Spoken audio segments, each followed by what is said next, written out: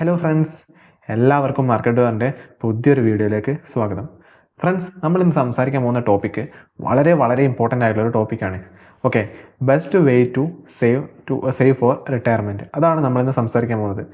പല ആളുകളും അല്ലെങ്കിൽ ഒരുപാട് ജോലി കിട്ടിയിട്ട് ഒരുപാട് സമ്പാദിച്ച ആളുകളും ഭാവിയിൽ അവരുടെ ഒരു റിട്ടയർമെൻറ്റ് സ്റ്റേജ് അല്ലെങ്കിൽ അവർക്കൊരു വയസ്സാവുന്ന ഒരു സമയത്ത് വളരെ രീതിയിലുള്ള എന്താ പറയുക ഇംപ്ലിക്കേഷൻസ് അല്ലെങ്കിൽ പ്രോബ്ലംസ് അനുഭവിക്കുന്നവരാണ് നമ്മളുടെ ചുറ്റുവട്ടത്തും അല്ലെങ്കിൽ നമുക്ക് പൊതുവെ കാണാൻ പറ്റുന്നത്. കാരണം എന്താണ്?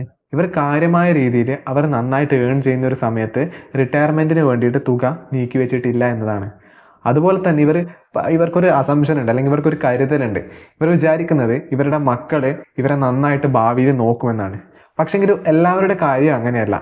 ഓക്കെ, ഭൂരിഭാഗം നമുക്കിപ്പോൾ കാണാൻ പറ്റുന്നുണ്ട് ഒരുപാട് അനാഥാലയങ്ങൾ അങ്ങനെയൊക്കെ, അല്ലെങ്കിൽ വൃദ്ധസദനങ്ങൾ, അങ്ങനെ ഒരുപാട് ഏരിയകൾ നമുക്കിപ്പോൾ വർദ്ധിച്ചു വരുന്നതായിട്ട് കാണാൻ പറ്റുന്നുണ്ട്. എന്തുകൊണ്ടാണ് ഇങ്ങനെ സംഭവിക്കുന്നത്? ഇവരുടെ ആയ കാലത്ത് ഒരുപാട് സമ്പാദിക്കുകയും ആ സമ്പാദിച്ചതിൻ്റെ ഒരുപാട് തുക ഇവരുടെ മക്കളുടെ കല്യാണത്തിന് അല്ലെങ്കിൽ ഇവരുടെ മക്കളുടെ വലിയ വിദ്യാഭ്യാസത്തിനൊക്കെ വേണ്ടിയിട്ട് വലിയ രീതിയിൽ ഇവർ ചെലവാക്കും. ഓക്കെ, അവരുടെ ഒരു എന്താ പറയുക ഒരു സ്റ്റെബിലിറ്റി അവർ നോക്കുന്നില്ല. അതാണ് ഇവിടെ സംഭവിക്കുന്നത്. ഓക്കെ, അവർ ഏറ്റവും ആദ്യം ചെയ്യേണ്ടത്, ഏറ്റവും നമ്പർ 1 ആയിട്ട് അവർ ചെയ്യേണ്ട ഒരു കാര്യം എന്ന് വെച്ചാൽ, നിങ്ങൾക്കൊരു വരുമാനം കിട്ടുന്നതാണെങ്കിൽ തീർച്ചയായിട്ടും നിങ്ങൾ ആ വരുമാനത്തിൻ്റെ ഒരു ഫിക്സ്ഡ് പെർസെൻറ്റേജ് നിങ്ങളുടെ റിട്ടയർമെൻറ്റിന് വേണ്ടിയിട്ട് നിങ്ങൾ മാറ്റി വെക്കണം. റിട്ടയർമെൻറ്റ് കോർപ്പസിന് വേണ്ടിയിട്ട് മാറ്റി വെക്കണം. അത് വളരെ ഇമ്പോർട്ടൻ്റ് ആയിട്ടുള്ള കാര്യമാണ്. ഓക്കെ, അതിനുശേഷം മാത്രമേ നിങ്ങൾ മറ്റ് എക്സ്പെൻസിനും മറ്റ് കാര്യങ്ങൾക്കും വേണ്ടിയിട്ട് കൊടുക്കാവൂ. കാരണം നിങ്ങൾ സ്റ്റേബിളായിട്ട് നിന്നിട്ടില്ല എങ്കിൽ യാതൊരു കാരണവശാലും നിങ്ങളെ നോക്കാൻ വേണ്ടിയിട്ട് പല ആളുകളും ഉണ്ടായിക്കൊള്ളണമെന്നില്ല.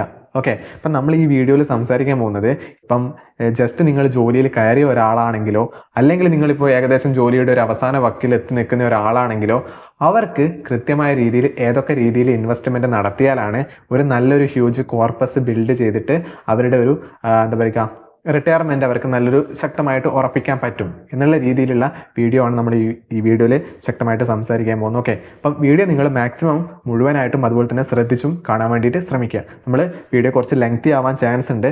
എന്നിരുന്നാലും നിങ്ങൾക്ക് വളരെ ശക്തമായിട്ടുള്ളൊരു അറിവാണ് ഈ വീഡിയോയിൽ നിന്ന് നിങ്ങൾക്ക് കിട്ടുന്നത് എന്നുള്ള കാര്യം ഞാൻ ഉറപ്പ് നൽകുന്നു. Okay, best way to save for retirement, a step by step guide to securing your future.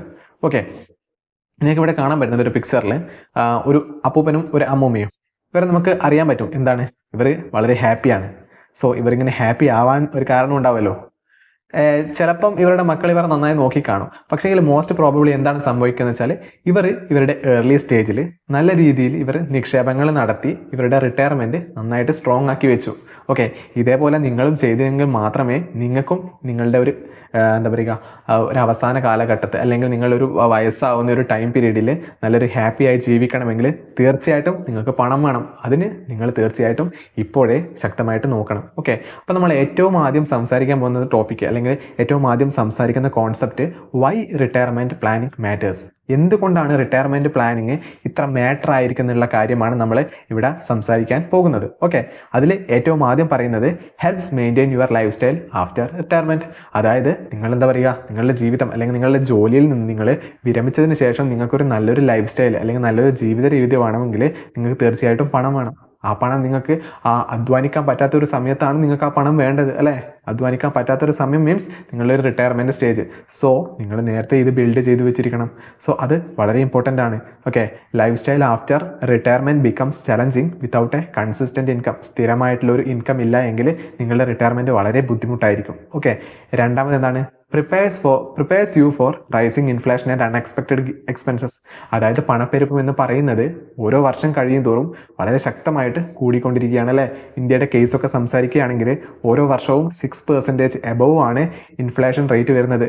പണ്ട് വാങ്ങിയ സാധനത്തിൻ്റെ കോസ്റ്റ് അല്ല ഇപ്പോൾ നമുക്ക് അതേ സാധനത്തിന് കൊടുക്കേണ്ടി വരുന്നത്. എക്സാമ്പിൾ പറയുകയാണെങ്കിൽ, പണ്ട് നമ്മളൊരു 1000 രൂപയുടെ ഒരു സാധനം വാങ്ങിച്ചിട്ടുണ്ടെങ്കിൽ അത് ചിലപ്പം 3000 രൂപ ഒക്കെ ആയിരിക്കും ഒരു 20 വർഷം കഴിഞ്ഞാൽ നമ്മൾ അതിന് കൊടുക്കേണ്ടി വരുന്നത്. Okay, planning ensures you stay ahead. Okay, planning വളരെ ഇമ്പോർട്ടൻ്റ് ആണ്. ഫൈനാൻഷ്യൽ പ്ലാനിങ് മൂന്നാമത്തെ വളരെ ഇമ്പോർട്ടൻ്റ് ആണ്. റിട്ടയർമെൻറ്റ് പ്ലാനിങ് ചെയ്യേണ്ടതിൻ്റെ വളരെ ഇമ്പോർട്ടൻ്റ് ആയിട്ടുള്ള ഒരു കാര്യമാണ്. Ensures financial independence and piece of mind. സാമ്പത്തിക സ്വാതന്ത്ര്യം എടുക്കണമെങ്കിൽ തീർച്ചയായിട്ടും നിങ്ങൾ റിട്ടയർമെൻറ്റ് പ്ലാനിങ് നന്നായിട്ട് തന്നെ നിങ്ങൾ കരുതേണ്ടിയിരിക്കുന്നു. ഓക്കെ, ഏറ്റവും നാലാമത്തെ ഇമ്പോർട്ടൻ്റ് ആയിട്ട് പോയിന്റ് നമ്മൾ പറയുന്നത്, provides A safety net four medical emergencies. നമ്മുടെ കാലഘട്ടം അല്ലെങ്കിൽ നമ്മുടെ ജീവിതം വയസ്സായി വരുന്ന ഒരു ടൈം പീരീഡിലായിരിക്കും നമുക്ക് ഏറ്റവും കൂടുതലായിട്ട് നമുക്ക് മെഡിക്കൽ എക്സ്പെൻസസ് കൂടി വരുന്നത്. ഓക്കെ, ഇവിടെ നമുക്ക് സംസാരിക്കുകയാണെങ്കിൽ ഒരുപക്ഷെ നമ്മളുടെ മാത്രം മെഡിക്കൽ എക്സ്പെൻസ് നമ്മൾ കരുതണ്ട, നമ്മളുടെ മക്കൾ ഉണ്ടാകും, ഒരുപക്ഷെ നമ്മളുടെ വൈഫ്, അതും അല്ലെങ്കിൽ നമ്മളുടെ ഹസ്ബൻഡ്, അതും അല്ലെങ്കിൽ നമ്മളുടെ പാരൻസിനെയും നമുക്ക് നോക്കേണ്ടി വരും അല്ലേ. അങ്ങനെ ചെയ്യുമ്പോൾ ഒരുപാട് പൈസ നമുക്ക് വേണ്ടി വരും. ഇപ്പോൾ ഹോസ്പിറ്റലൊക്കെ വളരെ വലിയ ബില്ലുകളാണ് നമ്മളോട് പറയുന്നത്. സോ അതിൽ നമുക്ക് വളരെ ഇമ്പോർട്ടൻ്റ് ആയിട്ട് നമുക്കിപ്പോൾ ചെയ്യാൻ പറ്റുന്നത് നല്ലൊരു ഇൻഷുറൻസ് എടുത്ത് വെക്കുക. ഇൻഷുറൻസിൻ്റെ പ്രാധാന്യം അത്രത്തോളം ഇമ്പോർട്ടൻ്റ് ആയി വരുന്ന കാലഘട്ടത്താണ് നമ്മളിപ്പം ജീവിച്ചു പോകുന്നത്. ഓക്കെ, ഇനി നമുക്ക് അടുത്ത സ്ലൈഡിലേക്ക് പോകാം. അതായത് രണ്ടാമത് എന്താ പറയുന്നത്, start early the power of compounding. Compounding എന്ന് പറയുന്നത് വളരെ ഇമ്പോർട്ടൻ്റ് ആണ്. കോമ്പൗണ്ടിങ്, ഓക്കെ, അതിനെ പറ്റിയിട്ട് നമ്മൾ ഡെഡിക്കേറ്റഡ് ആയിട്ട് ഒരു വീഡിയോ ഓൾറെഡി ചെയ്തിട്ടുണ്ട് കോമ്പൗണ്ടിങ്ങിനെ പറ്റിയിട്ടും. അതുപോലെ തന്നെ കോമ്പൗണ്ട് ഇൻട്രസ്റ്റ് എന്താണെന്ന് നിങ്ങൾക്ക് ശക്തമായിട്ട് അറിയണമെന്നുണ്ടെങ്കിൽ തീർച്ചയായിട്ടും നമ്മളുടെ ആ വീഡിയോ കാണാൻ വേണ്ടിയിട്ട് ശ്രമിക്കുക. ഓക്കെ, ഇതിൽ പറയുന്നതാണ് small investment grow exponentially over time. അതായത് നമ്മൾ ചെറിയ നിക്ഷേപം നടത്തുന്നത് അല്ലെങ്കിൽ ചെറിയ ചെറിയ നിക്ഷേപം കാലക്രമേണ അത് വളരെ ശക്തമായിട്ട് ഉയരാൻ തുടങ്ങും. ഓക്കെ, നമ്മൾ പണ്ട് ചെറിയ തുകയായിരിക്കും നിക്ഷേപിച്ചിട്ടുണ്ടാകുക, പക്ഷേങ്കിൽ അതൊരു 5-6 അല്ലെങ്കിൽ 10-20 വർഷമൊക്കെ ആകുമ്പം നിങ്ങൾ നിക്ഷേപിച്ചതിനേക്കാളും എക്സ്പോണൻഷ്യലായിട്ട് വളരെ ശക്തമായിട്ടായിരിക്കും നിങ്ങളുടെ കോമ്പൗണ്ട് ഇൻട്രസ്റ്റിലൂടെ നിങ്ങൾക്ക് ആ ഒരു റിട്ടേൺ ലഭിക്കുന്നത്. ഓക്കെ, എക്സാമ്പിൾ പറയുകയാണെങ്കിൽ 5000 രൂപ നിങ്ങൾ മാസം നിക്ഷേപിക്കുകയാണെങ്കിൽ അറ്റ് ദ ഏജ് 25, നിങ്ങളുടെ 25-ാം വയസ്സിൽ നിങ്ങൾ 5000 രൂപ മന്ത്ലി നിങ്ങൾ കൊടുക്കുകയാണെങ്കിൽ എന്താ പറയുക, നിങ്ങളൊരു 35-ാമത്തെ വയസ്സാകുമ്പോൾ ഒക്കെ നിങ്ങളത് കറക്റ്റായിട്ട് നോക്കിയിട്ടുണ്ടെങ്കിൽ മനസ്സിലാവും, നിങ്ങൾക്ക് വളരെ ശക്തമായിട്ടൊരു കോർപ്പസ് നിങ്ങൾക്ക് ബിൽഡ് ചെയ്തെടുക്കാൻ വേണ്ടിയിട്ട് പറ്റും അല്ലേ. അതേസമയം നിങ്ങൾക്ക് എക്സാമ്പിൾ എടുക്കാം, 5000 രൂപ നിങ്ങൾ 25-ാം വയസ്സിൽ നിക്ഷേപിച്ചിട്ട് ഒരു 60-ാം വയസ്സാകുമ്പോൾ ഓക്കെ മന്ത്ലി 5000 രൂപ നിങ്ങൾ നിക്ഷേപിച്ചിട്ട് 60 വയസ്സാകുമ്പോൾ നിങ്ങൾക്ക് ആ ഒരു കോർപ്പസ് നോക്കുകയാണെങ്കിൽ 1.5 crore compared to 50 lakhs if you start at 35. Okay, അതൊക്കെ വളരെ ഇമ്പോർട്ടൻ്റ് ആണ്. നിങ്ങളതൊക്കെ കൃത്യമായിട്ട് നോക്കിയിട്ട് മനസ്സിലാക്കിയിട്ട് ഇൻവെസ്റ്റ്മെൻറ്റ് നേരത്തെ തുടങ്ങുക എന്ന് പറയുന്നത് ഇമ്പോർട്ടൻ്റ് ആയിട്ടുള്ള ഒരു കാര്യമാണ്. ഓക്കെ, പിന്നെ എന്താണ് പറയുന്നത്, longer time horizon reduces the need for aggressive risk taking. അതായത് എന്താ പറയുക, നിങ്ങൾ ദീർഘകാലത്തേക്ക് നിക്ഷേപിക്കണമെങ്കിൽ നിങ്ങൾ നേരത്തെ തുടങ്ങണം. ഓക്കെ, നേരത്തെ തുടങ്ങിയാൽ തന്നെ നിങ്ങളുടെ റിസ്ക് നിങ്ങൾക്ക് പരമാവധി കുറക്കാൻ പറ്റും. നിങ്ങൾ ലേറ്റ് സ്റ്റേജിലാണ് നിങ്ങൾ ഇൻവെസ്റ്റ്മെൻറ്റ് തുടങ്ങുന്നതെങ്കിൽ അവിടെയൊക്കെ ഒരു അഗ്രസീവ് ആയിരിക്കും. ഓക്കെ, ഹയർ റിസ്ക് ആയിരിക്കും നിങ്ങൾക്ക് അവിടെ എന്താ പറയുക നിങ്ങൾ എടുക്കേണ്ടി വരുന്നത്. സോ അവിടെ ഹയർ റിസ്ക് ആണ്, ഹയർ റിട്ടേൺ കിട്ടും, പക്ഷേ എന്തെങ്കിലും ഒരു പ്രോബ്ലം വന്നിട്ടുണ്ടെങ്കിൽ നിങ്ങൾക്ക് നിങ്ങളുടെ പൈസ നഷ്ടപ്പെടാനുള്ള പ്രോബബിലിറ്റിയും കൂടുതലാണ്. അപ്പം നിങ്ങൾ എന്ത് ചെയ്യണം, നിങ്ങൾ നേരത്തെ തന്നെ നിങ്ങളുടെ റിട്ടയർമെൻറ്റിന് വേണ്ടിയിട്ട് നിങ്ങൾ ഇൻവെസ്റ്റ് ചെയ്ത് തുടങ്ങേണ്ടിയിരിക്കുന്നതിൻ്റെ പ്രാധാന്യമാണ് നമ്മളിവിടെ സംസാരിച്ചത്. ഓക്കെ, അടുത്തെന്ന് പറയുന്നത് early investment lower your stress about catching up later. Okay, നമ്മൾ നേരത്തെ പറഞ്ഞ അതേ കാര്യം തന്നെ. നമുക്ക് എക്സാമ്പിൾ പറയാം. ഇവിടെ എഫക്റ്റ് ഓഫ് കോമ്പൗണ്ടിങ് നിങ്ങൾക്ക് ഇവിടെ കാണാൻ പറ്റുന്നുണ്ട് അല്ലേ. ഇവിടെ എന്താ പറയുന്നത്, കോമ്പൗണ്ട് ഇൻട്രസ്റ്റ് ആണ് ഈ യെല്ലോ ലൈനാണ് കോമ്പൗണ്ട് ഇൻട്രസ്റ്റ്. സിമ്പിൾ ഇൻട്രസ്റ്റ് നമ്മൾ ബാങ്കിൽ ഓരോ വർഷവും നമ്മൾ നിക്ഷേപിക്കുന്ന തുക, ഈ റെഡ് ലൈനാണ് നമ്മളെ സിമ്പിൾ ഇൻട്രസ്റ്റ്. അതേസമയം ഡിഫറൻസ്, നിങ്ങൾ അതിൻ്റെ ഒരു ഡിഫറൻസ് നിങ്ങൾക്ക് കാണാൻ പറ്റും അല്ലേ. നിങ്ങൾ കേവലം ഒരു നിക്ഷേപം നടത്തിയിട്ട് അതിൻ്റെ സിമ്പിൾ ഇൻട്രസ്റ്റ് മാത്രമാണ് എടുക്കുന്നതെങ്കിൽ നിങ്ങൾക്ക് ചെറിയൊരു റിട്ടേൺ കിട്ടുന്നുള്ളൂ. നേരെ മറിച്ച് നിങ്ങൾക്ക് കിട്ടുന്ന ഒരു ഇൻട്രസ്റ്റ് കൂടി നിങ്ങൾ അതിൽ ആ പ്രിൻസിപ്പളിൽ ഇൻവെസ്റ്റ് ചെയ്തുകൊണ്ട് നിങ്ങൾ വർഷം കഴിയുന്തോറും നിങ്ങളത് ഹോൾഡ് ചെയ്ത് പിടിക്കുകയാണെങ്കിൽ നിങ്ങൾക്ക് വരാൻ പോകുന്ന ഒരു റിട്ടേണിൻ്റെ ഒരു ഡിഫറൻസ് എന്ന് പറയുന്നത് നിങ്ങൾക്ക് ഈ ഒരു ഗ്രീൻ ലൈന് കണ്ട ഈ ഒരു ഡിഫറൻസ്, ഈ ഒരു കേർവ്ഡ് ലൈനിൽ വന്ന ആ ഡിഫറൻസിൻ്റെ റിട്ടേൺ ആണ് നിങ്ങൾക്ക് കിട്ടുക. ഓക്കെ, അപ്പോൾ അത് വളരെ ഇമ്പോർട്ടൻ്റ് ആയിട്ട് നിങ്ങൾ മനസ്സിലാക്കേണ്ട ഒരു കാര്യമാണ്. പിന്നെ എന്താ പറയുന്നത്, ഡൈവേഴ്സിഫൈ യുവർ ഇൻവെസ്റ്റ്മെൻറ്റ്സ്. നിങ്ങളുടെ ഇൻവെസ്റ്റ്മെൻറ്റ് നിങ്ങൾ മാക്സിമം ഡൈവേഴ്സ് ചെയ്യാൻ വേണ്ടിയിട്ട് ശ്രദ്ധിക്കുക. ഡൈവേഴ്സ് മീൻസ് നിങ്ങളുടെ വളരെ ഇമ്പോർട്ടൻ്റ് ആയിട്ടൊരു ക്യൂട്ട് ഉണ്ടല്ലേ, don't put all your eggs in one basket. നിങ്ങളുടെ എല്ലാ മുട്ടയും കൊണ്ടുപോയി നിങ്ങളൊരു ബാസ്ക്കറ്റിലിട്ടാൽ ആ ബാസ്ക്കറ്റ് പൊട്ടിയിട്ടുണ്ടെങ്കിൽ നിങ്ങളുടെ എല്ലാ വെൽത്തും അല്ലെങ്കിൽ നിങ്ങൾ നിക്ഷേപിച്ച എല്ലാ തുകയും ഒറ്റയടിക്ക് നിങ്ങൾക്ക് നഷ്ടപ്പെട്ടു പോയേക്കാം. ഓക്കെ, അതാണ് പറയുന്നത് സ്പ്രെഡ് ഇൻവെസ്റ്റ്മെൻറ്റ് അക്രോസ് ഇക്വിറ്റി, ഡെപ്റ്റ്, ഗോൾഡ് ആൻഡ് റിയൽ എസ്റ്റേറ്റ്. വളരെ ഇമ്പോർട്ടൻ്റ് ആയിട്ട് പറയുന്നതാണ്. നിങ്ങളുടെ നിക്ഷേപ തുക നിങ്ങൾ സ്റ്റോക്സിൽ അല്ലെങ്കിൽ ഒരു ഇക്വിറ്റി മീൻസ് ഒരു കമ്പനീൻ്റെ ഒരു പാർട്ട് ഓണർ, അതിൽ നിങ്ങൾക്ക് നിക്ഷേപിക്കാം. അതുപോലെ തന്നെ ഡെപ്റ്റ് ഇൻസ്ട്രുമെൻറ്റ്, എക്സാമ്പിൾ പറയുകയാണെങ്കിൽ നിങ്ങൾക്ക് ഗവൺമെൻറ് ബോണ്ടുകളിൽ നിങ്ങൾക്ക് നിക്ഷേപിക്കാം. ഗോൾഡൊക്കെ നല്ലൊരു അസറ്റാണല്ലേ, വർഷങ്ങൾ കഴിയുമ്പോൾ നന്നായിട്ട് ഉയർന്നു വരുന്ന ഒരു സ്റ്റേബിൾ ആയിട്ടുള്ളൊരു സൂപ്പർ അസറ്റാണല്ലേ ഗോൾഡ്, അതിൽ നിക്ഷേപിക്കാം. റിയൽ എസ്റ്റേറ്റിലും നിങ്ങൾക്ക് നിക്ഷേപിക്കാവുന്നതാണ്. റിയൽ എസ്റ്റേറ്റ് ഇൻവെസ്റ്റ്മെൻറ്റിനെ പറ്റിയിട്ട് നമ്മൾ ഡെഡിക്കേറ്റഡ് ആയിട്ടൊരു ഡീറ്റെയിൽഡ് വീഡിയോ ഓൾറെഡി ചെയ്തിട്ടുണ്ട്. തീർച്ചയായിട്ടും അത് ചെക്കൗട്ട് ചെയ്ത് നോക്കാവുന്നതാണ്. ഓക്കെ, പിന്നെന്താ പറയുന്നത്, equity might give high returns but combining it with ഡെപ്റ്റ് എൻഷുവേഴ്സ് സ്റ്റെബിലിറ്റി. അതായത് ഇക്വിറ്റി എന്ന് പറയുന്നത് നിങ്ങൾക്ക് നല്ല രീതിക്കുള്ള റിട്ടേൺ തരും, പക്ഷേങ്കിൽ നിങ്ങളത് ഡെപ്റ്റ് കൂടി മിക്സ് ആക്കുകയാണെങ്കിൽ നിങ്ങൾക്ക് നിങ്ങളുടെ റിസ്ക് നിങ്ങൾക്ക് കുറയ്ക്കാൻ പറ്റും. Equity comparatively high risk high return ഗെയിമാണ്. ഓക്കെ, അടുത്തെന്ന് പറയുന്നത് mutual funds and ETF are easy ways to diversify അല്ലേ. മ്യൂച്വൽ ഫണ്ട്സ് എന്ന് പറയുമ്പോൾ നമ്മൾ ഒരുപാട് ആളുകളെ കയ്യിൽ നിന്ന് കളക്റ്റീവായിട്ട് ഫണ്ട് കളക്ട് ചെയ്തിട്ട് അവർ ഡിഫറെൻറ്റ് ഇക്വിറ്റീസിൽ മോസ്റ്റ് പ്രോബബ്ലി നിക്ഷേപിക്കുന്നതാണ് മ്യൂച്വൽ ഫണ്ട് എന്ന് പറയുന്നത്. പല വലിയ കമ്പനീസിലും അവർ കൃത്യമായിട്ട് നോക്കിയിട്ട് ഇൻവെസ്റ്റേഴ്സ് അല്ലെങ്കിൽ ഇൻവെസ്റ്റേഴ്സിൻ്റെ പണം പല രീതിയിൽ പൂൾ ചെയ്തുകൊണ്ട് അവർ നിക്ഷേപിക്കുന്നതാണ് മ്യൂച്വൽ ഫണ്ട് എന്ന് പറയുന്നത്. ETF എന്ന് പറയുന്നത് എന്താണ്? കളക്റ്റീവ്, അതായത് എക്സ്ചേഞ്ച് ട്രേഡഡ് ഫണ്ടിനെയാണ് ETF എന്ന് പറയുന്നത് അല്ലേ. അതും വളരെ ഇമ്പോർട്ടൻ്റ് ആയിട്ട് നിങ്ങൾക്ക് ETF പ്രധാനമായിട്ട് നിങ്ങൾക്ക് ട്രേഡബിൾ സെക്യൂരിറ്റിയാണ്. അതായത് നിങ്ങൾക്ക് ഏത് സമയവും വാങ്ങാനും വിൽക്കാനും ഒക്കെ നിങ്ങൾക്ക് ബ്രോക്കേഴ്സിൻ്റെ ടെർമിനലിൽ പോയാൽ പറ്റും. അതുപോലെ തന്നെ എക്സ്പെൻസ് റേഷ്യോ മ്യൂച്വൽ ഫണ്ടിനെ അപേക്ഷിച്ച് നോക്കുമ്പോൾ ETF-ന് വളരെ കുറവാണ്. സോ ETF നിങ്ങൾക്ക് കൺസിഡർ ചെയ്യാൻ പറ്റുന്ന ഒരു കാര്യമാണ്. പിന്നെ നിങ്ങൾക്ക് ഇന്റർനാഷണൽ ഇൻവെസ്റ്റ്മെന്റിലേക്ക് നിങ്ങൾക്ക് പോകാം. പല ഇന്റർനാഷണൽ കമ്പനീസിൽ നിങ്ങൾക്ക് ഇപ്പം നിങ്ങളുടെ ഒരു മൊബൈൽ ആപ്ലിക്കേഷൻ ഉപയോഗിച്ച് നിങ്ങൾക്ക് നിക്ഷേപിക്കാൻ വേണ്ടിയിട്ട് പറ്റും അല്ലേ. പിന്നെ ലെവറേജ് ടാക്സ് സേവിങ് ഓപ്ഷൻസ്. നിങ്ങൾക്ക് പല രീതിക്കുള്ള ടാക്സ് സേവിങ് ഓപ്ഷൻസ് നിങ്ങൾക്ക് ഉപയോഗിക്കാൻ വേണ്ടിയിട്ട് പറ്റും. അപ്പോൾ നിങ്ങളത് കൃത്യമായിട്ട് മനസ്സിലാക്കിക്കൊണ്ട് വേണം നിങ്ങൾ അതിലൊക്കെ നോക്കിയിട്ട് നിങ്ങൾക്ക് ഇൻവെസ്റ്റ് ചെയ്യാൻ വേണ്ടിയിട്ടുള്ള അവസരം കണ്ടെത്താൻ വേണ്ടിയിട്ട്. ഓക്കെ, അതിൽ നമുക്ക് വളരെ ഇമ്പോർട്ടൻ്റ് ആയിട്ട് പറയുന്നത് ഒന്ന് PPF ആണ്, പബ്ലിക് പ്രൊവിഡന്റ് ഫണ്ട് എന്നാണ് PPF പറയുന്നത്. അതേപോലെ തന്നെ NPS ഉണ്ട്, നാഷണൽ പെൻഷൻ സിസ്റ്റം ഉണ്ട് അല്ലേ. PPF എന്ന് പറഞ്ഞാൽ contributions are eligible for tax deductions under section 80C. 80Cയുടെ കണക്ക് നോക്കുമ്പോൾ നിങ്ങൾക്ക് നല്ല രീതിക്കുള്ള ടാക്സ് ഡിഡക്ഷൻ തരുന്ന ഒരു ഇൻവെസ്റ്റ്മെന്റ് ഓപ്ഷൻ ആണ് പബ്ലിക് പ്രൊവിഡന്റ് ഫണ്ട് എന്ന് പറയുന്നത് അല്ലേ. The interest earned and maturity amount are tax free. നിങ്ങൾ അതിൽ നിന്ന് നേടുന്ന ഒരു ഇൻട്രസ്റ്റും അല്ലെങ്കിൽ നിങ്ങൾ അവിടെ നിന്ന് ഫൈനലി കിട്ടുന്ന നിങ്ങൾക്ക് ഒരു മച്യൂരിറ്റി എമൗണ്ട് ഉണ്ടാവും അല്ലേ. അത് രണ്ടും നിങ്ങൾക്ക് ടാക്സ് ഫ്രീ ആയിട്ട് യൂസ് ചെയ്യാൻ വേണ്ടിയിട്ട് പറ്റും. Okay, fixed interest rate wealth growth offers A fixed interest rate current 7 to 8% annually ആണ് ഇപ്പോൾ കറന്റ് PPF കൊടുക്കുന്നത്. ബാക്ക്ഡ് ബൈ ഗവൺമെന്റ്, എൻഷുറിങ് സേഫ്റ്റിയും ഉണ്ട് ശക്തമായിട്ട്. ഓക്കെ, അടുത്ത എന്താണ്? NPS ആണ്, നാഷണൽ പെൻഷൻ സിസ്റ്റം. അതും സെക്ഷൻ 80C പ്രകാരം നിങ്ങൾക്ക് എന്താ പറയുക ടാക്സ് ഡിഡക്ഷൻ തരുന്നുണ്ട് 50,000 അണ്ടർ സെക്ഷൻ 80Cയിൽ അല്ലേ. അടുത്തൊരു വളരെ ഇമ്പോർട്ടൻ്റ് ആയിട്ടുള്ള ഒരു സംഭവമാണ് ഇക്വിറ്റി ലിങ്ക്ഡ് സേവിങ്സ് സ്കീം. അതും നിങ്ങൾക്ക് ശക്തമായിട്ടുള്ള രീതിയിൽ, അതായത് investments up to 1.5 lakh qualify for tax deduction under section 80C. അതായത് investment up to 1.5 lakh 1.5 lakh അല്ലെങ്കിൽ 1.5 ലക്ഷം രൂപ വരെ നിങ്ങൾക്ക് ടാക്സ് ഡിഡക്ഷൻ ക്ലെയിം ചെയ്യാൻ വേണ്ടിയിട്ട് പറ്റും എന്നാണ് പറയുന്നത്.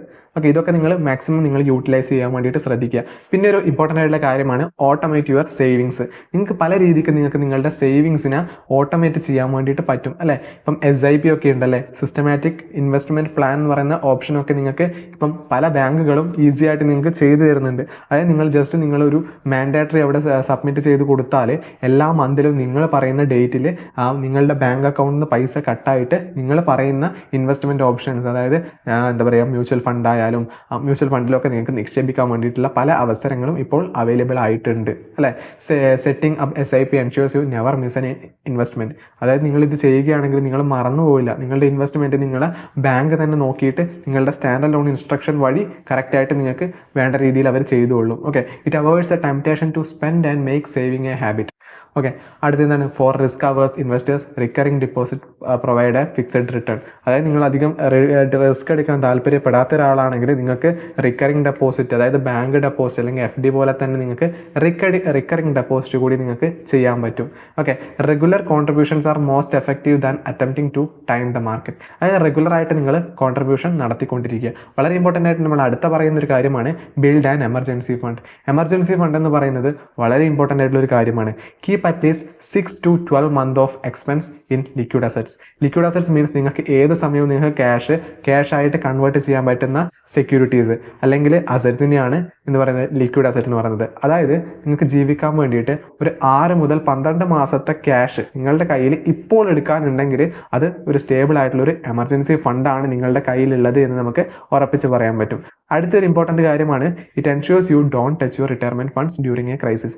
പല രീതിക്കുള്ള ക്രൈസിസ് നിങ്ങൾക്ക് വന്നാൽ നിങ്ങൾക്ക് നിങ്ങളുടെ റിട്ടയർമെന്റിന് വേണ്ടി നിങ്ങൾ സേവ് ചെയ്ത് വെച്ചിരിക്കുന്ന പണം എടുക്കാതെ നിങ്ങൾക്ക് ഈ എമർജൻസി ഫണ്ടിൽ നിന്ന് ഉപയോഗിച്ചുകൊണ്ട് നിങ്ങൾക്ക് നിങ്ങളുടെ ആ പ്രോബ്ലം മെറ്റ് ചെയ്യാൻ വേണ്ടിയിട്ട് പറ്റും. അടുത്തൊരു ഇമ്പോർട്ടൻ്റ് കാര്യമാണ് high yield savings account and fixed deposit are good choice.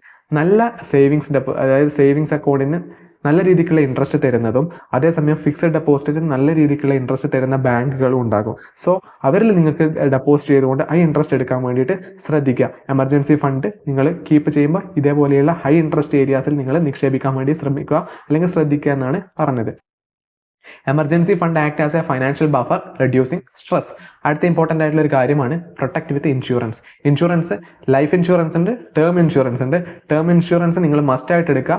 Life ഇൻഷുറൻസും നിങ്ങളുടെ ഫാമിലിനെ സേഫ് ആക്കാൻ വേണ്ടിയിട്ട് തീർച്ചയായിട്ടും എടുക്കണം. Health insurance prevents medical bills from draining savings അല്ലേ. Life insurance ensures dependents are financially secure. നമ്മൾ നേരത്തെ പറഞ്ഞ അതേ കാര്യം തന്നെ. Consider critical illness and long term care plans. Insurance complements retirement savings by reducing risk. Risk കുറയ്ക്കലാണ് ഇൻഷുറൻസിന്റെ വളരെ ഇമ്പോർട്ടൻ്റ് ആയിട്ടുള്ള ഒരു കാര്യം തന്നെ അല്ലേ. Rising medical cost can derive your retirement savings. നമ്മൾ നേരത്തെ പറഞ്ഞ പോലെ തന്നെ മെഡിക്കൽ കോസ്റ്റ് ഒക്കെ നിങ്ങൾ വയസ്സാവുന്ന ഒരു ടൈം പീരീഡ് ഒക്കെ ആകുമ്പം വളരെ ശക്തമായിട്ട് വന്നുകൊണ്ടിരിക്കും അല്ലേ. Health plan protects you. Ensure your families remain financially secure in your absence. അതിനാണ് നമ്മൾ ലൈഫ് ഇൻഷുറൻസ് എടുക്കേണ്ടത്. മറ്റൊന്നാണ് critical illness and long term care insurance can cover high cost treatments. Okay, അടുത്ത ഇമ്പോർട്ടൻ്റ് ആയിട്ട് നമ്മൾ കൺസിഡർ ചെയ്യേണ്ട ഒരു കാര്യമാണ് മോണിറ്റർ ആൻഡ് റീബാലൻസ് റെഗുലർലി. നിങ്ങളുടെ നിക്ഷേപം കൃത്യമായിട്ടും മോണിറ്റർ ചെയ്യണം, റീബാലൻസ് ചെയ്യണം. പ്രോബ്ലം ഒക്കെ ഉണ്ടെങ്കിൽ തീർച്ചയായിട്ടും അത് മാറ്റിയിട്ട് നല്ല രീതിക്ക് ഇൻവെസ്റ്റ്മെന്റ് തുടരാൻ വേണ്ടിയിട്ട് ശ്രദ്ധിക്കുക അല്ലെ. Life changes and so should your portfolio review investment annually. വർഷാവർഷം അറ്റ്ലീസ്റ്റ് എങ്കിലും നിങ്ങൾ വർഷാവർഷം നോക്കുക, അല്ലെങ്കിൽ 6 മാസം കൂടുമ്പോൾ കൃത്യമായിട്ടൊരു കീപ്പായി, അതായത് നമ്മുടെ കണ്ണ് തീർച്ചയായിട്ടും ഉണ്ടായിരിക്കണം. കാരണം നിങ്ങളുടെ ഇൻവെസ്റ്റ്മെന്റ് ആണ്. പല കമ്പനീസും പല രീതിക്കും പലതും സംഭവിക്കാൻ പറ്റുന്ന ഒരു പ്രോബബിലിറ്റി ഉണ്ട്. മാർക്കറ്റ് റിസ്ക് ഇവിടെയും എന്താ പറയുക ഇൻക്ലൂഡഡ് ആണ് അല്ലെ, ഇക്വിറ്റീസിലൊക്കെ നിക്ഷേപിക്കുമ്പോൾ. പിന്നെ എന്താ പറയുക reallocate fund to maintain the desired mix of equity ഡെപ്റ്റ് ആൻഡ് അതർ അസറ്റ്സ്. പിന്നെ younger investor can afford higher equity exposure, older ones need stability. അതായത് നമ്മൾ പറഞ്ഞ പോലെ തന്നെ നേരത്തെ നിങ്ങൾ നിക്ഷേപിക്കാൻ തുടങ്ങുകയാണെങ്കിൽ നിങ്ങൾ വളരെ യങ് ആയിട്ടുള്ള ഒരാളാണ്. സോ നിങ്ങൾക്ക് അഗ്രസീവായിട്ട് റിസ്ക് എടുക്കാവുന്നത് നല്ലൊരു റിട്ടേൺ നിങ്ങൾക്ക് ഫ്യൂച്ചറിൽ ഉണ്ടാക്കാൻ വേണ്ടി പറ്റും. പക്ഷേങ്കിൽ ഒരു ഓൾഡ് ഏജ് ആയിട്ടുള്ള ഒരാളൊക്കെ ആണെങ്കിൽ തീർച്ചയായിട്ടും നിങ്ങളുടെ റിസ്ക് മിറ്റിഗേറ്റ് ചെയ്യാൻ വേണ്ടിയിട്ട് പരമാവധി ശ്രമിക്കുക. അടുത്ത ഇമ്പോർട്ടൻ്റ് ആയിട്ടൊരു കാര്യമാണ് plan for inflation and rising cost. Factor in at least 6 to 7% annual inflation in your calculation. 6 to 7% annual inflation നിങ്ങൾ തീർച്ചയായിട്ടും കാൽക്കുലേറ്റ് ചെയ്തിരിക്കണം. ഇക്വിറ്റീസ് അസറ്റ് നിങ്ങൾ തിരഞ്ഞെടുക്കുമ്പം ഇക്വിറ്റീസ് അതുപോലെ തന്നെ റിയൽ എസ്റ്റേറ്റ് തീർച്ചയായിട്ടും എടുക്കുക. കാരണം ഇക്വിറ്റീസിനും റിയൽ എസ്റ്റേറ്റിനുമാണ് തീർച്ചയായിട്ടും ഇൻഫ്ലേഷനെ ബീറ്റ് ചെയ്തുകൊണ്ട് ഒരുപാട് വർഷം റിട്ടേൺ പ്രൊവൈഡ് ചെയ്യാൻ പറ്റിയിട്ടുള്ള വളരെ ഇമ്പോർട്ടൻ്റ് ആയിട്ടുള്ള 2 അസറ്റ്സ് ആണിത്. Avoid over Reliance on fixed income securities. നമ്മൾ നേരത്തെ പറഞ്ഞ പോലെ തന്നെ ഫിക്സ്ഡ് ഇൻകം സെക്യൂരിറ്റീസിൽ ഇൻക്ലൂഡഡ് ആയിട്ടുള്ള ചില ബോണ്ടുകൾ, അതും അല്ലെങ്കിൽ ചില ബാങ്ക് ഡെപ്പോസിറ്റ്സ്, അതും അല്ലെങ്കിൽ സേവിങ്സ്, അല്ലെങ്കിൽ എന്താ പറയുക റിക്കറിങ്, അതും അല്ലെങ്കിൽ FD പോലും നിങ്ങൾക്ക് തീർച്ചയായിട്ടും ഈ ഇൻഫ്ലേഷനെ പലതവണ ബീറ്റ് ചെയ്യാൻ പറ്റാത്ത റിട്ടേൺ ആണ് അവർ തരുന്നത്. സോ നിങ്ങൾ അതിനെ കൂടുതലായിട്ടും ഡിപ്പെൻഡ് ചെയ്യാൻ പാടില്ല എന്നാണ് പറയുന്നത്. ഓക്കെ, അതാണ് വളരെ important. Regularly increase SIP amount to match income growth. നിങ്ങളുടെ വരുമാനം കൂടുന്നതിനനുസരിച്ച് തന്നെ നിങ്ങൾ തീർച്ചയായിട്ടും നിങ്ങളുടെ ഒരു SIPയുടെ എമൗണ്ട് മന്ത്ലി ബേസിസിൽ കൂട്ടിക്കൊണ്ടിരിക്കുക. ഓക്കെ, കോമൺ മിസ്റ്റേക്സ് ചില നിങ്ങൾ അവോയ്ഡ് ചെയ്യേണ്ടതായിട്ടുണ്ട്. അത് നിങ്ങൾ തീർച്ചയായിട്ടും കരുതണം. Okay, one against pension reliance. Pension alone might not meet all your needs. Okay, pension തന്നെ നിങ്ങളുടെ എല്ലാ കാര്യങ്ങളും തീർത്തു തരും നിങ്ങൾ കരുതരുത്. കാരണം ഇപ്പം പല സർക്കാർ ഉദ്യോഗസ്ഥരെ നമുക്ക് കാണാൻ പറ്റുന്നുണ്ട്. അവർ വിചാരിക്കുന്നു എന്താ പറയുക, അവരുടെ ഒരു 56-ാം വയസ്സിൽ അവർ റിട്ടയർമെന്റ് ചെയ്യുന്ന സമയത്ത് നമുക്ക് പെൻഷൻ ഉണ്ടല്ലോ, നമുക്ക് ആ ഒരു സമയത്ത് കിട്ടുന്ന ഒരു എമൗണ്ടിന്റെ പകുതിയോ അല്ലെങ്കിൽ 25% നമുക്ക് മന്ത്ലി ബേസിസിൽ പെൻഷൻ കിട്ടും. പിന്നെ നമ്മളെന്തിനും അങ്ങനെ ജീവിക്കുന്ന ആവശ്യം എന്നവർ കരുതുന്നു. പക്ഷേ നിങ്ങൾ ഒരു കാര്യം പറയൂ, ഒരു 56 വയസ്സ് 57 വയസ്സൊക്കെ ആകുമ്പോൾ അതേ കണക്കിന് ഇൻഫ്ലേഷനും കൂടിയിട്ടുണ്ടാവും. സോ നിങ്ങൾക്ക് ആ ഒരു ഇൻഫ്ലേഷനൊക്കെ പിടിച്ചു നിൽക്കണമെങ്കിൽ തീർച്ചയായിട്ടും നിങ്ങൾക്ക് മൾട്ടിപ്പിൾ സോഴ്സ് ഓഫ് ഇൻകം കൂടിയേ തീരൂ അല്ലേ. Pensions alone might not meet all your need. Okay, stress starting early. Delaying investment leads to higher monthly contributions later. അതായത് നിങ്ങൾ എത്രത്തോളം എന്താ പറയുക താമസിപ്പിക്കുന്നുവോ, ഇൻവെസ്റ്റ്മെന്റ് നടത്താൻ വേണ്ടിയിട്ട് എത്രത്തോളം താമസിപ്പിക്കുന്നുവോ അത്രയും ഒരു ഹൈലി നിങ്ങൾ മന്ത്ലി കോൺട്രിബ്യൂഷൻ കൊടുക്കേണ്ടി വരും. നിങ്ങൾ ലേറ്റ് ആയിട്ടാണ് ഇൻവെസ്റ്റ്മെന്റ് തുടങ്ങുന്നതെങ്കിൽ ആ ഇൻവെസ്റ്റ്മെന്റ് നിങ്ങൾ ഹൈ ആയിട്ട് കൊടുക്കേണ്ടി വരും എന്നാണ് പറയുന്നത്. നിങ്ങൾ നേരത്തെ തുടങ്ങിയിട്ടുണ്ടെങ്കിൽ നിങ്ങളുടെ ഓരോ മന്ത്ലി ഇൻവെസ്റ്റ്മെന്റ് നിങ്ങൾക്ക് കുറച്ച് ചെറിയൊരു രീതിയിൽ ഇൻവെസ്റ്റ് ചെയ്താൽ മതി. അവിടെ കോമ്പൗണ്ട് ഇൻട്രസ്റ്റ് എന്ന് പറയുന്നത് അല്ലെങ്കിൽ കോമ്പൗണ്ടിങ്ങിന്റെ എഫക്റ്റ് നിങ്ങൾക്ക് ശക്തമായിട്ടുള്ള റിട്ടേൺ തരുമെന്നാണ് പറയുന്നത് അല്ലേ. അടുത്തൊരു ഇമ്പോർട്ടൻ്റ് ആയിട്ടുള്ള സംഭവമാണ് ignoring inflation while planning savings. അതായത് സേവ് ചെയ്യുന്ന സമയത്ത് നമ്മൾ ഇൻഫ്ലേഷനെ നമ്മൾ മറക്കും പലരും. അതാണ് നമുക്കിപ്പോൾ കാണാൻ പറ്റുന്നത്. നമ്മളുടെ വയസ്സായ അല്ലെങ്കിൽ നമ്മുടെ അപ്പൂപ്പന്മാർ അല്ലെങ്കിൽ നമ്മളുടെ എന്താ പറയുക നമ്മളുടെ അച്ഛന്മാർ പോലും പലരും ഇപ്പോഴും എന്ത് ചെയ്യുന്നുണ്ട്, പല ഇൻവെസ്റ്റ്മെൻറ്റ്സും എന്താ പറയുക ഡയറക്റ്റ്ലി FD തന്നെ ഇടുന്നുണ്ട് അല്ലേ. അതൊന്നും ഇൻഫ്ലേഷനെ ബീറ്റ് ചെയ്യുന്നില്ല എന്നുള്ള കാര്യം പലർക്കും അറിയില്ല. ഫൈനാൻഷ്യൽ എഡ്യൂക്കേഷൻ്റെ വളരെ ഇമ്പോർട്ടൻ്റ് ആയിട്ടുള്ള ബേസിക് കാര്യങ്ങൾ പോലും പലർക്കും ഇപ്പോഴും അറിയില്ല എന്നുള്ളതാണ് വാസ്തവം. Neglecting to plan for medical and long term care expense. ഇനി കുറച്ച് വളരെ ഇമ്പോർട്ടൻ്റ് ആയിട്ടുള്ള ഒരു പ്രാക്ടിക്കൽ ടിപ്സ് ആണ് നമ്മൾ പറഞ്ഞു തരുന്നത്. അത് ബിഗിനേഴ്സിന് പ്രാക്ടിക്കൽ ചെയ്യാൻ പറ്റുന്ന ഒരു കാര്യമാണ് നമ്മളിവിടെ പറയുന്നത് അല്ലേ. Aim to save 20 to 30% of your income for retirement. നിങ്ങൾ ഇപ്പോൾ 25 വയസ്സാണെങ്കിൽ നിങ്ങൾക്ക് മന്ത്ലി സാലറി കിട്ടുമ്പം 20 മുതൽ 30% തന്നെ നിങ്ങൾ ആദ്യം ഇൻവെസ്റ്റ് ചെയ്യാൻ വേണ്ടിയിട്ട് ശ്രമിക്കുക. Okay, start small with consistent investment. Every rupee counts. അതായത് നിങ്ങൾക്ക് ചെറിയൊരു ശമ്പളമായിരിക്കും, പക്ഷേങ്കിൽ നിങ്ങൾ തീർച്ചയായിട്ടും 20 മുതൽ 30% വരെ നിങ്ങൾ ആദ്യമേ നിക്ഷേപിക്കാൻ വേണ്ടിയിട്ട് ശ്രമിക്കുക. എല്ലാ രൂപയും കൗണ്ട് ചെയ്യുന്നുണ്ട് അല്ലേ. ചെറുതാണ് എന്ന് കരുതിയിട്ട് നിങ്ങൾ ഇൻവെസ്റ്റ് ചെയ്യാതിരിക്കരുത്. ഓക്കെ, അടുത്തൊരു ഇമ്പോർട്ടൻറ്റ് കാര്യമാണ് learn basic financial literacy to make informed decision. വളരെ ബേസിക് ആയിട്ടുള്ള ഫൈനാൻഷ്യൽ ന്യൂസ് അല്ലെങ്കിൽ ഫൈനാൻഷ്യലുമായി ബന്ധപ്പെട്ട എഡ്യൂക്കേഷനൊക്കെ നിങ്ങൾ നേടിയെടുക്കാൻ വേണ്ടിയിട്ട് പല സോഴ്സും നിങ്ങൾക്ക് ഡിപ്പെൻഡ് ചെയ്യാം. യൂട്യൂബ് വീഡിയോസ് ആയാലും പല ബ്ലോഗുകളായാലും അല്ലെങ്കിൽ പല ഇൻഫർമേഷൻ സോഴ്സുകളിൽ നിങ്ങൾക്ക് അക്വയർ ചെയ്തെടുക്കാവുന്നതാണ്. അതുപോലെ തന്നെ use retirement calculators to track your progress. നിങ്ങൾക്ക് ഗൂഗിളിലൊക്കെ പോയി നോക്കിയാൽ നിങ്ങൾക്ക് റിട്ടയർമെൻറ്റ് കാൽക്കുലേറ്റർ എടുക്കാൻ പറ്റും അല്ലേ. അതുപോലെ തന്നെ നമ്മൾ നെക്സ്റ്റ് പറയുന്നത് സ്ട്രാറ്റജീസ് ഫോർ ലേറ്റ് സ്റ്റാർട്ടേഴ്സ്. വളരെ ലേറ്റായിട്ട് തുടങ്ങുന്ന ആളുകളും ഉണ്ടാകും അല്ലേ. അവർക്കും നമ്മൾ ഇമ്പോർട്ടൻ്റ് ആയിട്ടുള്ള കാര്യങ്ങൾ പറഞ്ഞു കൊടുക്കേണ്ടത് അനിവാര്യമാണ്. അപ്പോൾ അവരെന്ത് ചെയ്യണം, അവരുടെ 40 വയസ്സിലാണ് അവർ ഇൻവെസ്റ്റ്മെൻറ്റ് ചെയ്യാൻ തുടങ്ങുന്നതെങ്കിൽ തീർച്ചയായിട്ടും അവർ ഒരു അഗ്രസീവായിട്ട് നിക്ഷേപിക്കേണ്ടി വരും അല്ലേ. 40 വയസ്സെന്നൊക്കെ പറയുമ്പോൾ അവർക്ക് അത്യാവശ്യം ശമ്പളം കിട്ടി തുടങ്ങുന്നുണ്ടാവും അല്ലെങ്കിൽ നന്നായിട്ട് കിട്ടുന്നുണ്ടാവും. സോ അവർ 20 to 30% ആണെങ്കിൽ ഇവർ തീർച്ചയായിട്ടും അറ്റ്ലീസ്റ്റ് ഒരു വലിയൊരു തുക തന്നെ ഓരോ മാസവും നിക്ഷേപിക്കേണ്ടതായിട്ട് വരുന്നുണ്ട്. High risk high return option can bridge the gap. High റിസ്ക്കും ഹൈ റിട്ടേണും ഇവർ തീർച്ചയായിട്ടും എടുക്കുന്നത് നല്ലതായിരിക്കും. Maximise suggest aggressive investment. High risk high return option can be bridge the gap. Okay, next എന്താ പറയുന്നത്, മാക്സിമൈസ് ടാക്സ് സേവിങ്സ്. ഇവർ വയസ്സായതുകൊണ്ട് തന്നെ ഇവർക്ക് ചിലപ്പം ടാക്സ് എക്സംഷൻസ് പല രീതിക്കും അവൈലബിൾ ആവുന്നുണ്ടാകും. സോ അത് കൃത്യമായിട്ടുള്ള രീതിയിൽ അവർ യൂട്ടിലൈസ് ചെയ്യാൻ വേണ്ടിയിട്ട് ശ്രമിക്കുക. അവർക്ക് ഒരുപാട് ബെനിഫിറ്റ്സ് കിട്ടുന്നുണ്ടാവും. Direct savings into investment. പിന്നെന്താ പറയുന്നത്, extra working years can make a significant difference. അതായത് നിങ്ങൾക്ക് പരമാവധി പറ്റുമെങ്കിൽ നിങ്ങളുടെ വിരമിക്കൽ കുറച്ച് ലേറ്റ് ആക്കാൻ വേണ്ടിയിട്ട് ശ്രമിക്കുക. Delay retirement by a few years if feasible. അത് കുറച്ച് ഡിലേ ആക്കുന്നത് വഴി നിങ്ങൾക്ക് കുറച്ചുകൂടി വർക്ക് ചെയ്യാൻ പറ്റും, കുറച്ചും കൂടി ഏൺ ചെയ്യാൻ പറ്റുമെന്നാണ് പറയുന്നത്. പിന്നെ കുറച്ച് അഡ്വാൻസ്ഡ് ആയിട്ടുള്ളൊരു ടിപ്സാണ് നമ്മൾ പറയുന്നത് റിട്ടയർമെൻറ്റ് സേവിങ്സിന് വേണ്ടിയിട്ട്. Investment in annuities for guaranteed post retirement income അല്ലേ. Guarantees income post retirement. അതായത് നിങ്ങൾ റിട്ടയർ ചെയ്തതിന് ശേഷം നിങ്ങൾക്ക് മന്ത്ലി ബേസിൽ ആനുവിറ്റി ഇനത്തിൽ, അതായത് എല്ലാ മാസവും നിങ്ങൾക്കൊരു തുക കിട്ടിക്കൊണ്ടിരിക്കുന്ന രീതിയിലുള്ള ആനുവിറ്റി ബേസിൽ പല ഇൻവെസ്റ്റ്മെൻറ്റ് സ്കീംസും അവൈലബിൾ ആയിട്ടുണ്ട്. നമ്മുടെ LIC ഒക്കെ അത് പ്രൊവൈഡ് ചെയ്യുന്നുണ്ട്. സോ അതൊക്കെ നിങ്ങൾ നോക്കിയിട്ട് ഇൻവെസ്റ്റ് ചെയ്യാൻ വേണ്ടിയിട്ട് ശ്രമിക്കുക. Consider real estate rental income as A study source. ആവുന്ന കാലത്ത് തീർച്ചയായിട്ടും നിങ്ങൾ നല്ല നല്ല റിയൽ എസ്റ്റേറ്റ് പ്രോപ്പർട്ടീസ് റെൻ്റൽ ഇൻകത്തിന് വേണ്ടിയിട്ട് ഉണ്ടാക്കിയെടുക്കാൻ വേണ്ടിയിട്ട് ശ്രമിക്കുക അല്ലേ. റിയൽ എസ്റ്റേറ്റ് ഇൻവെസ്റ്റ്മെൻറ്റ് ട്രസ്റ്റ് ഉണ്ട്, അതുപോലെ തന്നെ ഡിവിഡൻഡ് പേയിങ് സ്റ്റോക്സും പല കാര്യങ്ങളും ഉണ്ട്. Estate planning ensures your wealth benefit your family. Okay, നമ്മളങ്ങനെ ഫൈനലി നമ്മുടെ വീഡിയോയുടെ അവസാനം എത്തിയിട്ടുണ്ട്. തീർച്ചയായിട്ടും നിങ്ങൾ ഇതുവരെ കണ്ടിട്ടുണ്ടെങ്കിൽ വളരെയധികം നന്ദിയുണ്ട്. കാരണം നിങ്ങൾ അതുമാത്രമല്ല, നിങ്ങൾക്ക് നല്ല രീതിക്കുള്ള ഒരു ഇൻഫർമേഷൻ നിങ്ങൾക്ക് ഇതിൽ നിന്ന് ഗെയിൻ ചെയ്യാൻ പറ്റിയിട്ടുണ്ട് എന്നുള്ള കാര്യം തീർച്ചയാണ്. അതുപോലെ നമുക്ക് പറയാനുള്ളത്, വീഡിയോ ഇഷ്ടമായിട്ടുണ്ട് എങ്കിൽ തീർച്ചയായിട്ടും ലൈക്ക് ചെയ്യണം, അതുപോലെ തന്നെ ഷെയർ ചെയ്യണം, സബ്സ്ക്രൈബ് ചെയ്യണം. അതുപോലെ തന്നെ നിങ്ങൾക്ക് എന്ത് തന്നെ പറയാനുണ്ടെങ്കിലും നമ്മുടെ കമൻറ്റ് സെക്ഷനിൽ ചോദിക്കാവുന്നതാണ്. തീർച്ചയായിട്ടും നിങ്ങൾക്ക് ഏതെങ്കിലും തരത്തിലുള്ളൊരു ടോപ്പിക്ക് ഡിസ്കസ് ചെയ്യണമെന്നുണ്ടെങ്കിൽ തീർച്ചയായിട്ടും നമുക്ക് നമ്മളുടെ കമൻറ്റ് സെക്ഷനിൽ പറയാവുന്നതാണ് അല്ലേ. അപ്പം വീഡിയോ കണ്ടതിന് വളരെയധികം നന്ദിയുണ്ട്. അടുത്ത വീഡിയോയിൽ കാണുന്നത് വരെ നന്ദി, നമസ്കാരം.